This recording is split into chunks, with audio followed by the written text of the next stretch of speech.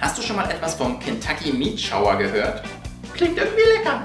Am 3. März 1876 regnete es über einer Farm in Olympia Springs, Kentucky, Fleischbröckchen. Gab's da nicht diesen Animationsfilm? In der Realität regnet es selten Fleisch. Es sei denn, eine Truppe Truthahngeier fliegt vorbei. Das heißt, das Fleisch stammte aus den Klauen der Nein, Geier? aus ihrem Magen. Das Lecker ziehe ich zurück.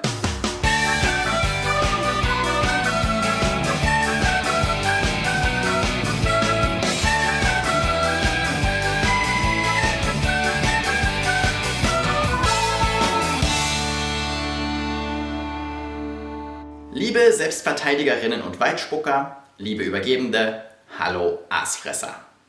Heute beschäftigen wir uns einmal mehr mit den faszinierenden Angewohnheiten meiner geschätzten Kolleginnen und Kollegen. Hurra!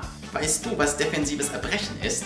Ich dachte immer, das ist, wenn der Körper eines Menschen aus Angst vor Alkoholvergiftung den Mageninhalt über den Hals los wird. Aber ich fürchte, du willst auf was anderes hinaus. Erinnerst du dich noch daran, dass die amerikanischen Geierarten, die sogenannten Neuweltgeier, die Angewohnheit haben, sich selbst über die Beine zu kacken? Ich hatte versucht, es zu vergessen. Der Kot ist ziemlich aggressiv und hat desinfizierende Wirkung. Du weißt schon, Geier stehen viel in verwesendem Fleisch rum, Bakterien und so weiter. Rabengeier, die in Amerika sehr weit verbreitet sind, gehen noch einen Schritt weiter. Sie kotzen auf ihre Beine. Die ätzende Magensäure ist nämlich nochmal effektiver. Man könnte sagen, die Rabengeier sind besonders auf Hygiene bedacht. Was du so alles unter Hygiene verstehst?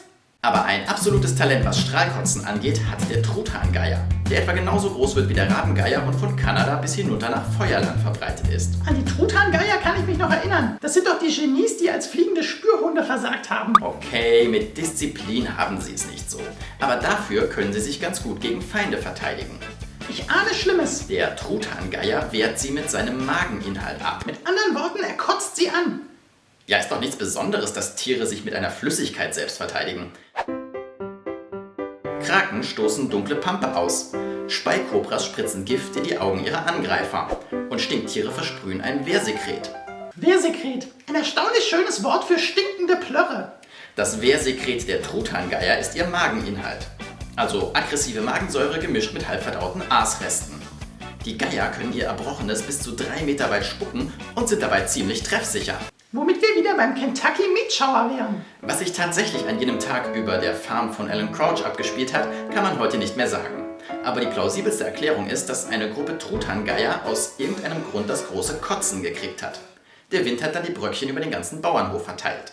Wolkig mit Aussicht auf Gammelfleisch.